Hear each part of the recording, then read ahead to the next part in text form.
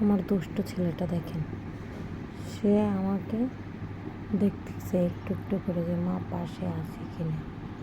একটু চোখ খুলবে আবার বন্ধ করবে, এই হচ্ছে তার কাজ। মানে আমি যখন মোবাইলের লাইট দেবো তখন সে চোখটা চিপটি বন্ধ করে থাকে। সে অনেক দুষ্ট। এই যে সকালবেলা শুরু হবে তার দুষ্টুমি, আর সারা দিন যাবে তার দুষ্টুমিতে। এই দেখেন কী করতেছে।